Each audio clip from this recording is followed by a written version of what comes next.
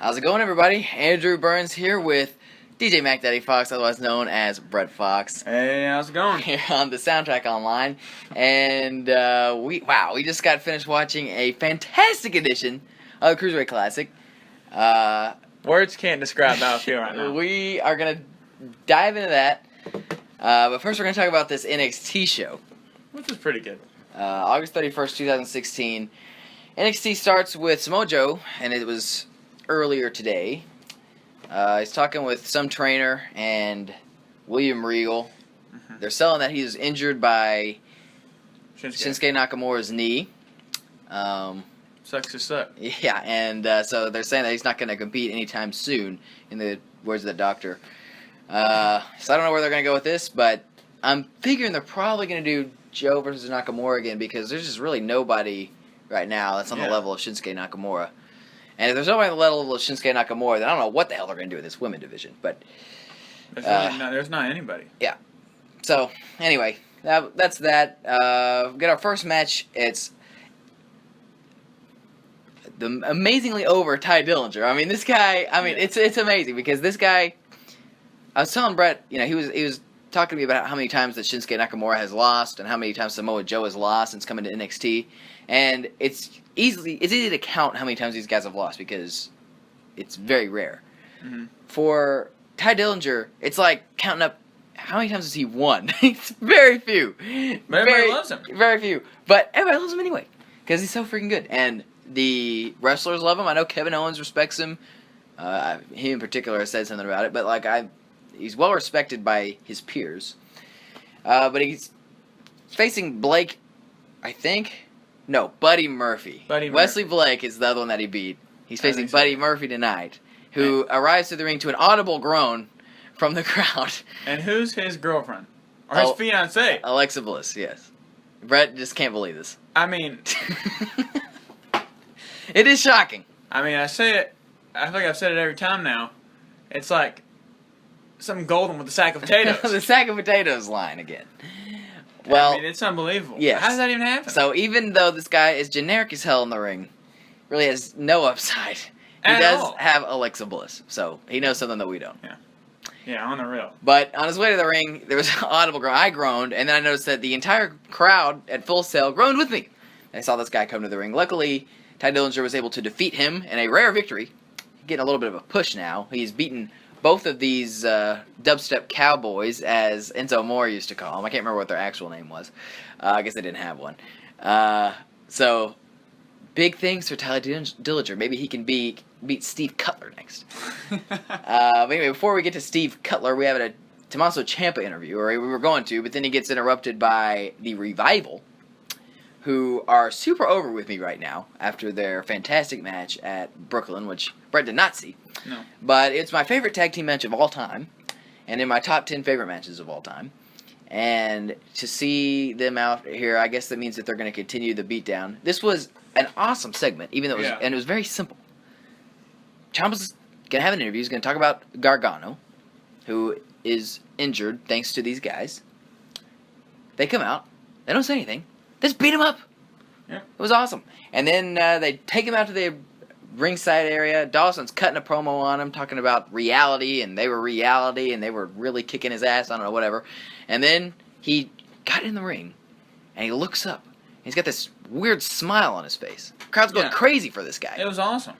And then they nail him with that move they do, with the double knees off of the flapjack. I can't remember what the move is called, but it's an awesome move. And great segment. Yeah, Ciampa sells the hell out of it, and that's that. I loved it. The Psycho Killer chants going through the roof. I know. They're actually...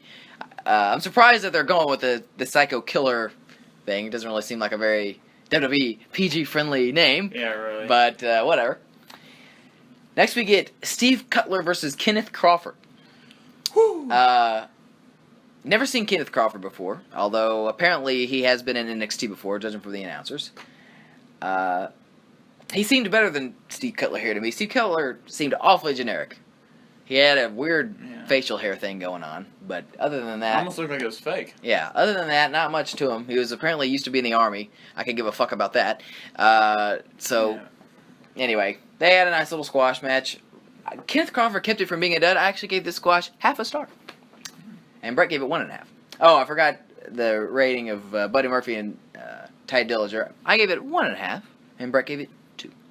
A lot of interviews on the show. The next was Hideo Itami. A much better interview. Yeah. Not much to it. He just said that he was going to keep beating up Austin Aries. That's fine. That'll be a good match. We get this package, or whatever you want to call it again, for this Sanity. And I don't know what they're pushing here. I mean, I guess it's either a guy or a tag team that's going to be called Sanity. I have no clue. Yeah. I couldn't even read what it said. Yeah. So, I don't know. We'll have to see. They've been pushing it for a few weeks now. Then we get a TM61 package. Not a very long one, but they're talking about TM61. Brett has never heard of these guys before. He thinks their name is stupid, which it is. Yeah. TM61 is Will-O-Wisp, in case you didn't know. But it's interesting that they got this little package after they totally jobbed the Authors of Pain last week. But I guess they need these guys because they don't have much of a tag division on NXT now that American Alpha's gone. They do have Ciampa and Gargano, but I guess they're going to give them a little bit of a break with Gargano out with his knee. And the Revival, man, I mean, the NXT champions, they've got some great champions down there. I mean, yeah. This is the best. I mean, NXT is not as strong as it was, say, a year ago, as far as the whole roster is concerned. But as far as the champions go, across the board, I think this is the best across-the-board list of champions in the history of NXT. Probably. Next we get No Way Jose versus Angelo Dawkins. Now, I don't know what the hell is going on with Dawkins' little stirring gimmick. He's been doing this for a while, and I don't think he's ever won a match doing this. He's just cooking up an ass-kicking. That's exactly what he was doing. Corey Graves suggested that he might be stirring cake batter. Huh. I doubt that, but interesting. Not much to this match. I'm gonna be honest, I'm not a huge fan of No Way Jose. The crowd just goes Crowd loves him, insane. but it's Full Sail, so they love whatever. Yeah. They'll cheer for anything. They cheered for Adam Rose too, so yeah. there you go. But you know, he is better than Angelo Dawkins, I suppose. I gave this match a dud. Brett gave it 1 star. Yeah. We had Andrade Cien Almas backstage. Brett had no idea who this guy was. Then Austin Aries comes out eating a banana. I'm not sure if there was any symbolism there. Maybe this is those LGBT storylines that they're supposed to be pushing now. But turned into an Aries promo. Totally outworked Andrade. Andrade was just standing there looking like a total geek. And then he said some things in Spanish, and Aries insulted him and walked away. Yeah. So, fuck you, Andrade Cien Almas. Yeah, he just buried him, basically. Next we have Liv Morgan versus Aaliyah. Now, I was talking earlier about how nobody really can stand against Shinsuke Nakamura. If that's the case, I don't know what the hell they're going to do with Asuka down here. Because There's no one. No one even comes close. they're going to have to start putting Asuka in handicap matches and defending the championship that way. Because there is nobody on this show that he can even remotely stand against Asuka. I'm sure they're going to push this new girl, Ember Moon. And, you know, maybe that'll work out. Ember Moon seems cool and everything. She seems cooler than everybody else. But even still, yeah. But even still, what's that? Well, in this match, Liv Morgan's just kind of botched her little kick there. Barely touched her. It was very gentle. Best thing, the highlight of this match actually came from Tom Phillips, who I hate. He said, talking about Aaliyah, if you got nothing to lose, you might as well go for it. That's a good point. Oh my god. Next we had a No Way Jose interview. Then Bobby Roode comes out and buries him. That was the theme of the show. You got these kind of losers out here giving interviews, and then somebody from TNA comes out and buries them. Never thought I'd say that in the WWE. And then we had the Shinsuke Nakamura Championship celebration. This was great. Comes out there, does his entrance, and gets into the ring, and he gives a little promo. I told Brett this. This guy barely speaks English. He still cuts one of the best promos I've ever heard. Like, It didn't even come close. he's so great. He's talking about his neck is still sore, his legs are still sore from facing Samoa Joe. Yeah, Samoa Joe. His finger, they zoom in on his fingers. It says his fingers are still shaking. He goes, fingers, still shaking. The crowd loves this guy, and why wouldn't they? He's an awesome ass kicker, and he's His NXT accent champion and everything. It makes him so much better. Yeah. He's the total package. Dave Meltzer has said that this is the best guy on the whole roster, total package, and main roster NXT all put together. And he may be right. They're kind of wasting his time down here on NXT, but while he's there, Those people in Full Sail, they need to lap it up because he's not the youngest dude there is. Yeah, that's true. They need to go ahead and move him up. Daniel Bryan, in an interview with Michael Cole last week, was saying wrestlers know that they only have a select number of bumps that they can take, and they don't know what that number is going to be. And so for every bump he's wasting down here in NXT, it's one less that he can take on the main roster. Yeah. But for now, he's on NXT. He's possibly the best NXT champion they've ever had. So probably the best champion. Good for NXT. So that was the end of that show. Not much to it. But that's usually the case for NXT. They got to build up for the next round of takeovers. Cruiserweight Classic, however, was a different story. It was insane. Yeah. Oh my god. The Cruiserweight Classic has quickly become the best show of the week, and it's not even close. This is one of the greatest wrestling shows I've ever seen. It's probably one of the best things they've ever done. Yeah, I think it's one of the best things the WWE has ever done in history. The WWE Network is already a steal, getting the pay-per-views and getting NXT. But getting the Cruiserweight Classic on top of that, all for $10, is crazy. We're starting this show, and we didn't really see like the whole build-up. I'm not sure what's going on with the network. After I was just putting the network over, it does have some issues sometimes. I couldn't get to the start of the show, but I got to this. The match had not started yet between Gran Metalik and Akira Tozawa. Now I was a little bit down. We were surprised because we had not seen any commercials about who was facing. Yeah, we didn't know who was going to be on the show. They didn't push who, at least on the commercials on the network, did not push who was going to be on the show. Yeah. I figured it would probably be Gran Metalik and Kota Ibushi, and I was right. This Tozawa guy's got a little bit of heat with me after he beat Jack Gallagher, who is awesome. But he's in there with Gran Metalik, and the crowd loves this guy. Just loved him. He loved Tozawa, and I like him too. His growling gimmick got over, or whatever the hell he does. Yeah. He kind of does some yelling. But this was a fantastic match. One of the best matches I've ever seen. I would say, other than Kota Ibushi versus Cedric Alexander, this was the best match of the tournament so far. I mean, it was. I was jumping up and. Yeah, we were yelling, causing a ruckus here. It was unbelievably good. It was fantastic. A lot of false finishes. Everything was extremely crisp. All of the strikes, all of the moves off the top, everything landed right like it was supposed to. Insane. These guys are chopping the shit out of each other. Tozawa is excellent. Yeah, I was highly impressed. But this Gran Metalik, this guy is one of the most agile men I've ever seen in a wrestling ring. The way he walks the ropes, he jumps off of shit. Yeah. This guy's crazy. He was doing he grabbed his arm and did like a little twirl on the ropes. Then like a spin and then And then jumped off and, It's beautiful. Everything was on the mark. Tozawa controlled a lot of the match. Yeah, probably the majority of it. Yeah, definitely the majority of the match. A lot of fantastic near falls. One thing that is just fantastic about this tournament, it's like the same agent must be booking the same guys. And what I mean by that is you see this Tozawa. The last two matches he won with that suspend German suplex. So they hit that spot in this match, and everybody's like, oh shit, this is it. Because this is how he won his last two matches. Yeah. And then Gran Metalik kicks out. Which was... Yeah, it was a fantastic near fall. They did the same thing with Brian Kendrick later on. My God. At one point, another great near fall, Gran Metalik hit this crazy springboard Hurricane Rana. He jumped off the second rope, then to get a Hurricane Rana off this guy who was just kind of hanging there. And he wasn't in the turnbuckle, it was just it was crazy. Amazing. Yeah, fantastic match. I gave it 4.5. And Rick gave it 4 3/4.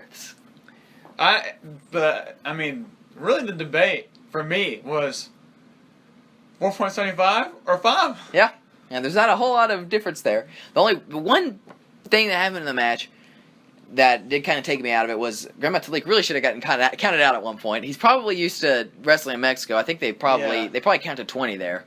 Most other promotions they do in other countries, I think. So he really should have got counted out. I think he thought because he threw him in the ring. Yeah, he did throw Tozawa in at 9.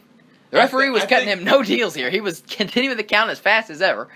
I think Gran Metalik thought if he threw him in the ring, then it would stop. Yeah, and it was close enough. Most people probably didn't notice, but... And he was up on the apron by, before 10, and he was doing a move into the ring. So that's a small nitpick, but everything else was fantastic, and I thought it would be very difficult for Brian Kendrick and Kota Ibushi to follow that match. Also, another part of that match was Daniel Bryan's pronunciation of... Oh, metallic. Yeah. Not a fan of that. It was... And the other announcer, what's his name? Mauro Ranallo. He knows exactly how it says. He says, "Go metallic."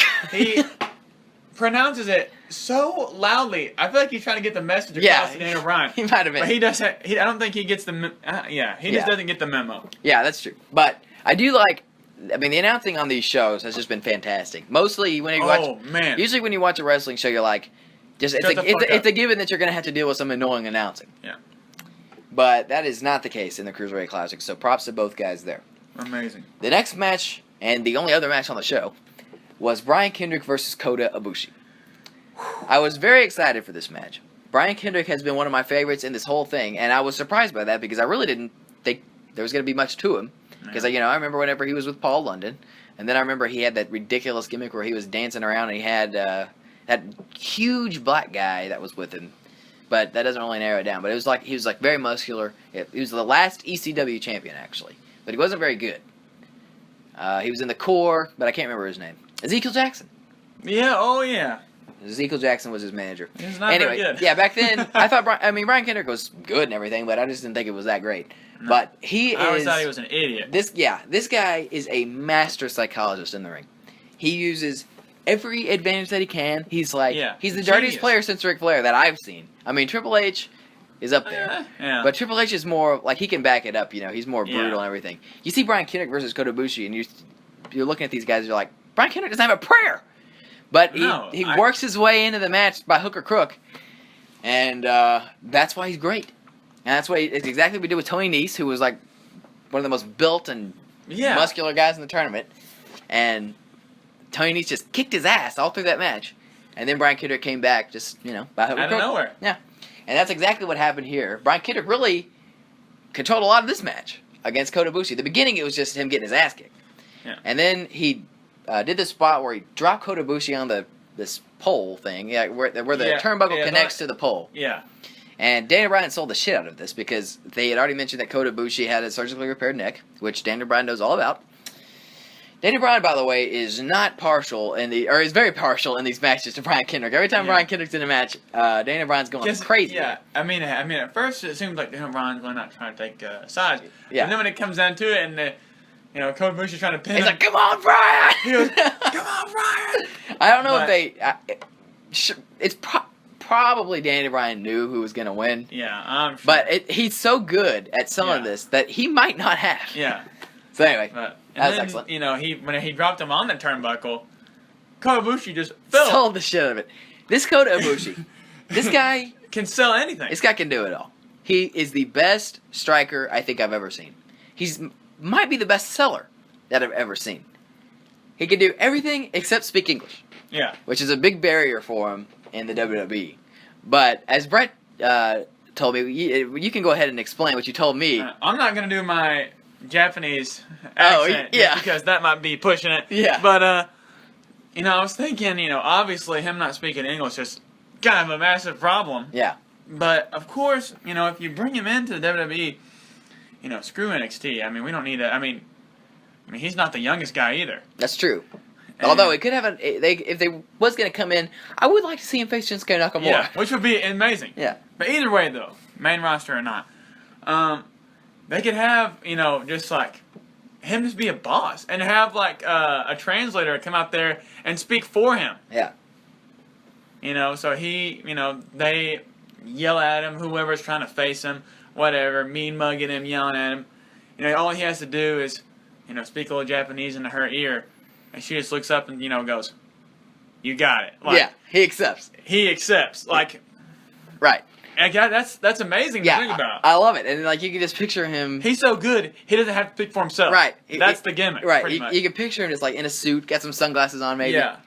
And he's just, looking like a fucking badass. Yeah. And he's got this translator who just, is a good performer. Yeah. Knows, what he or she's doing. It's serious at all times. Yeah, it's serious. It's not a joke. The exact opposite of Dana Brooke. Right, yes. That goes without saying. And, people just challenge Ibushi. He says, "You got it." Whatever. Mm-hmm. I think that could work. But who knows? We'll see. Yeah. Of course, we don't know. Some of the spots in this match, Ibushi hit Kendrick with this with this crazy German off the second rope. Ibushi was standing on the second rope in the ring. Brian Kendrick was on the other side of the rope. This is not in the turnbuckle. This is just on the rope. Yeah, on the ropes. And he somehow German suplexes this man. Him over the rope. Yeah, over the rope. It's probably hurt Ibushi more than it hurt Brian Kendrick, to be honest. Because he had to like land on his neck. Which is funny because I was just putting over how these guys can have excellent matches without doing anything dangerous. That was not entirely the case in this match. Because then Brian Kendrick hit Ibushi with a burning hammer. What the fuck? literally earlier on in this week.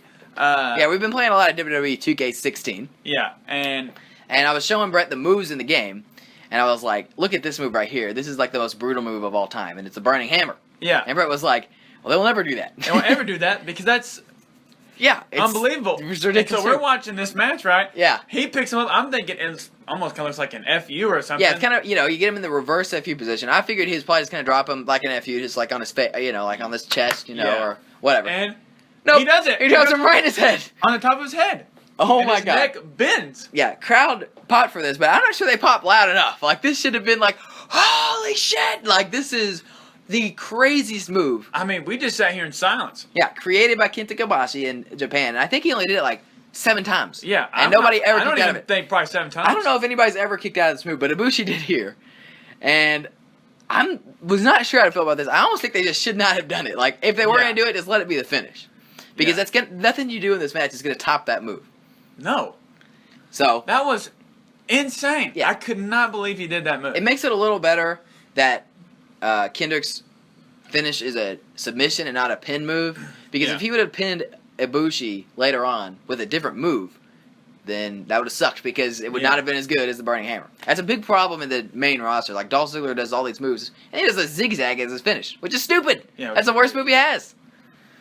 But he hit that move, and I thought it might be it. Kota Ibushi, I mean, yeah, of course he sold the shit. He jumps up and does stuff, but the way he sold this one was different. Yeah, he got up and he did. It's like he was dead. He leaned up and he grabbed his neck like he was actually hurt in real life, and then he fell over. Keeping in mind that Daniel Bryan had just been putting over that this guy had a surgically repaired neck the whole match. It was fantastic, except for the fact that he kicked out. But I was glad because Kota Ibushi needed to win this match. Yeah. But man, that was a fantastic spot, but a controversial one. Yeah, he gets up on the top rope and tries to do some crazy move, and he gets put in the bullet choke. The same spot that he used to beat Tony Nese. Exact same.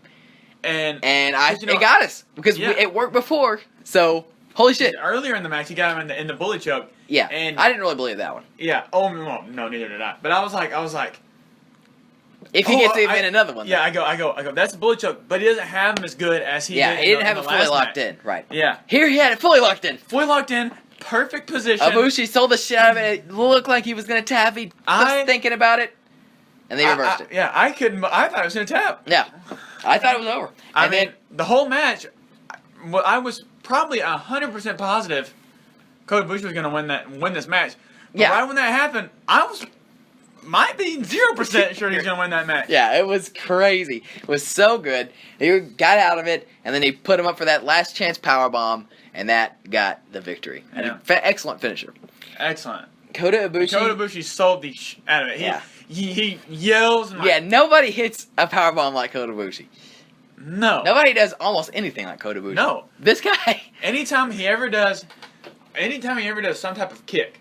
Yeah. He's the best kicker for sure. He goes, roundhouse kick by Ibushi, and I look at Aiden and I go, that's the best roundhouse kick I've ever seen. And the best one was on Buddy Murphy on NXT. Yeah. Oh my god, you guys need to go back to NXT a few weeks ago and find where Kota Ibushi faces Buddy Murphy. He kicks the shit out of this guy. Anytime he ever does a kick, that's the best kick I've ever seen. Yeah. I mean, Daniel Bryan was always a kicker, Yeah. Daniel Bryan, I'll be honest, has nothing on Kota Ibushi when it comes to kicks. And Daniel Bryan is phenomenal. Yeah, and he was great. Anyway, the end of this match after that last chance powerbomb, I loved the match. I didn't think it was quite as good as Grand Metalik. No.